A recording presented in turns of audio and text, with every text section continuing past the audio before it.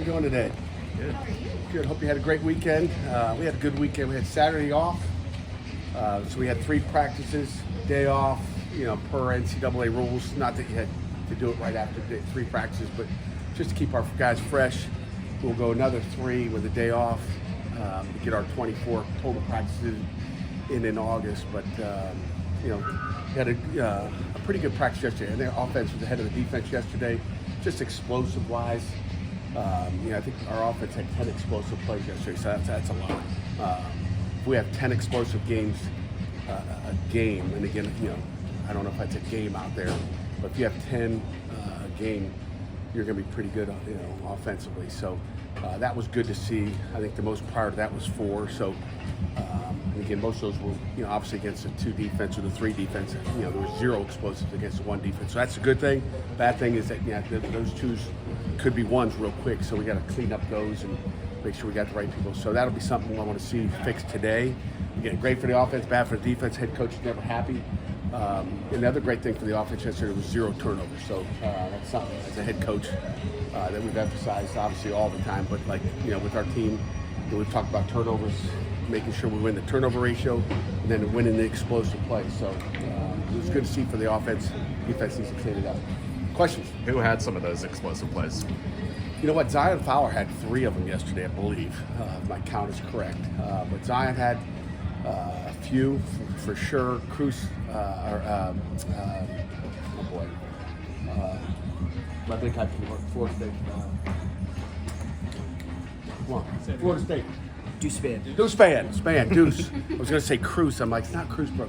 Deuce Spann. Yeah, Deuce had one for sure. I think Poppy had one. So it was spread around. Kenny had one.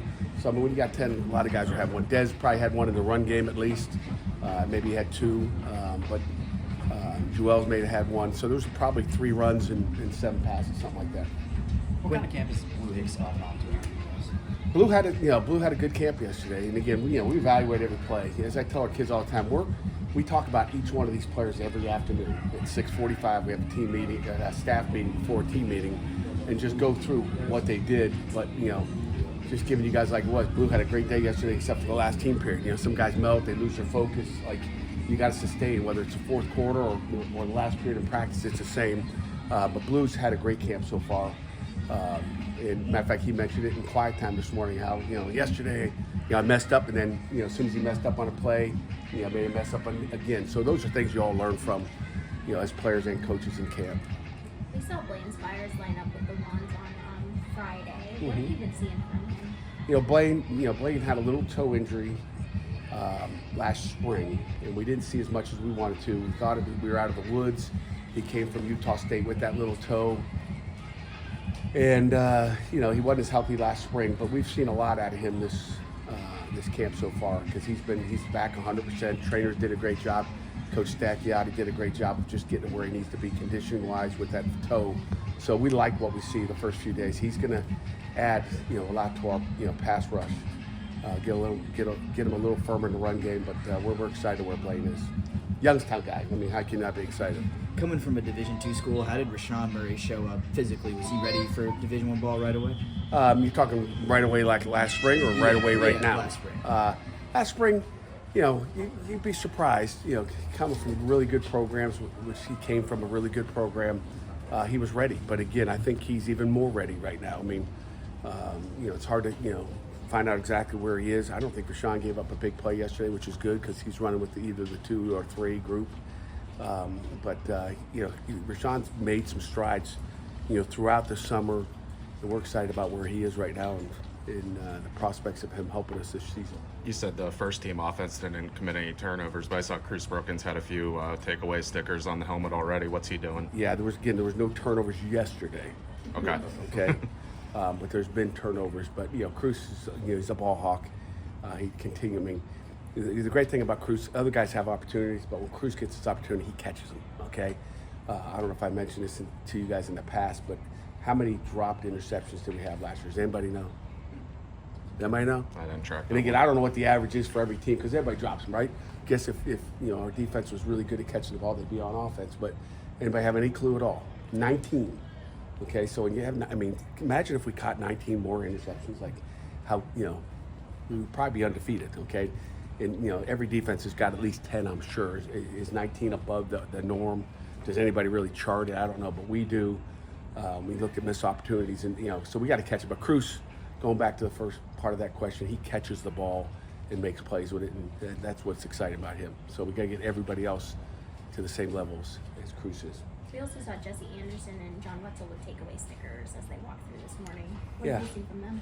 Sometimes they're takeaways, giveaways. I mean, they got those takeaway stickers on there. I can't remember Wetzel's, and I can't remember Jesse's either. So those aren't memorable ones. Maybe they got them in individual somehow. Maybe they stole someone's sticker. I don't know. But I can't remember those offhand. Maybe they were in practice 1 or practice 2. They're doing a nice job. And again, we got to get more takeaways. Period. It's not enough right now. How was Cruz always kind of makes an explosive play? That's what he's known for. But how does he do with kind of the down-to-down stuff and just knowing his job on every play? Cruz started off, I think, last year with a splash. He kind of hit that freshman rookie wall. Cruz has been through spring ball. I mean, I always say this, if you look back at all of our NFL players that are in the National Football League right now having a lot of success, and good luck to them, this training camp, but they're consistent. Cruz has been consistent. The great players are consistent with what they're doing, and that's what you see out of him.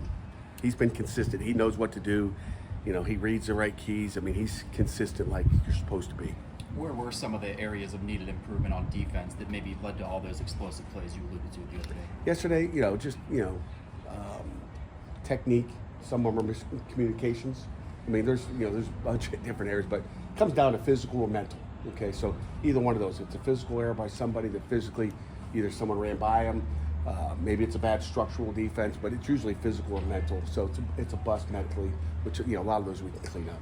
But some of the physical ones, if it's a corner press and he can't run with that guy, well, he's either got to get faster or we got to get another guy in the field. Jim has the last one. With safety, you obviously brought in Kavir from UC Davis. What have you seen from him, and what do you kind of like about his veteran presence?